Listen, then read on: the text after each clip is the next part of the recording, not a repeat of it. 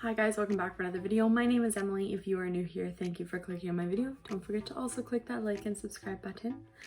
Today, we're gonna go over my quarantine process and which plants I currently have in quarantine. Basically just why I quarantine. So I quarantine my plants because of bugs, of course. So if I were to take a plant, it had accidentally showed up bugs a month later, those bugs could have spread all over my other plants. So I do quarantine all my plants that come in to my house.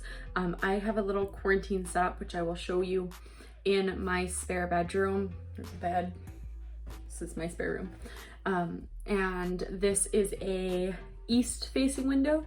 So the sun comes through where the trees are and my plants are on the shelf, which I'll show you in a second. So they come through there and they get a good few hours of direct morning sun, which is fine, and then bright indirect sun for another few hours. So quarantining them in here actually works out really well, which is great.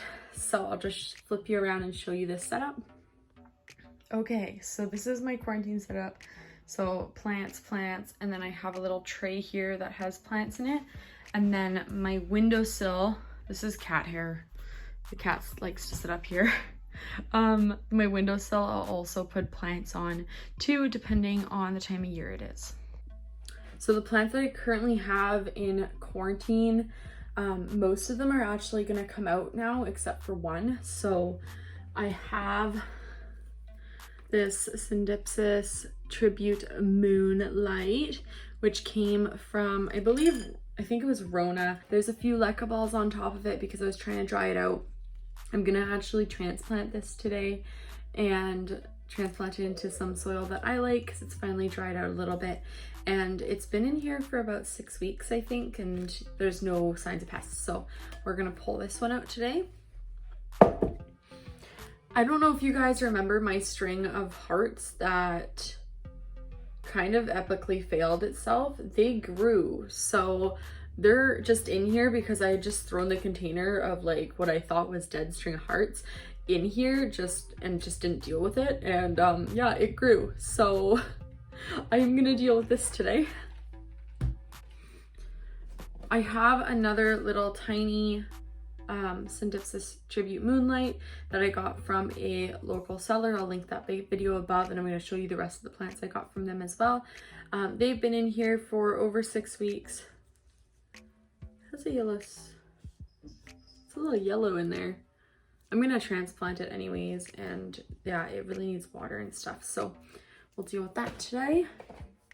I have a variegated string of hearts that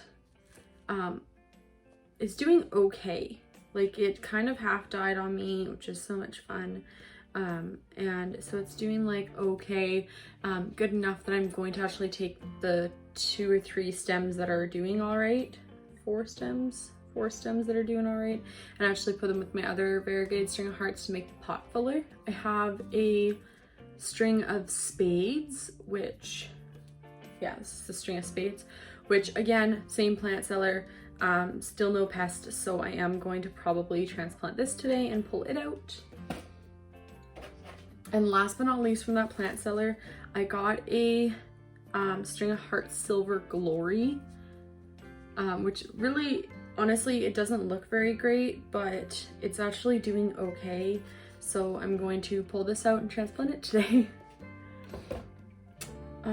So I did grab a Hoya Australis right there, and it's been in here it was before I got everything else. So like, I got the one about 6 weeks, one about 8 weeks. It's probably been in here for like 10 weeks and I just never moved it from in here. So it actually has started to grow, which is really nice. That's a brand new leaf right there, and I see no pests, so it's gonna get pulled out today. And last but not least, another Hoya. And I'm gonna put the name of it right here because I can't remember what kind it is. And I just got this one, oh, when was that? Maybe less than a month ago, maybe 3 weeks ago. It does have some roots coming out of the bottom. I'm not going to take this out of quarantine, but what I am going to do Do you want to come say hi? Come on, up here. Can you say hi? He's like, excuse me, you're in my bedroom. Hey, say hi. Hi. Sorry, I'm not going to actually take this out of quarantine today, but I am going to transfer it into sphagnum moss because it's currently in just perlite and it's just not my choice of medium. And I don't know, I feel like if I put into sphagnum moss, because I'm used to sphagnum moss, I know sphagnum moss, I know that sphagnum moss is going to help it transition into soil better. From like that, and I'm used to doing it, so I'm gonna do that and take that out of there today, but it's gonna stay in this room, stay in quarantine, because I haven't had it long enough to be convinced that there's no pests on it yet. So I am gonna do that. The last one that is in here is the Hoya Singulatus, and it's actually lost all of its leaves but one single leaf, and it ended up getting, I think, root rot. Can you stop please, sir? That's why there's hair up there, is because he does this. I think it had maybe root rot, or it either overwatered or underwatered it, and I honestly don't know which one, but the roots, most of the roots died, so I put it into a little small container, brought it into this room just to sort of rehab it in here, and left it alone, and it still has one leaf. So, sir, I'm not talking to you. So yeah, this is the last plant that is in here. Other than that, I haven't gotten any new plants, so this is it. He's being really cute.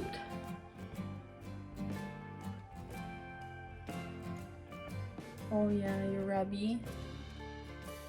So rubby. But that is all that I do basically. I basically bring new plants into the house. I put them into this room which doesn't have any plants in it.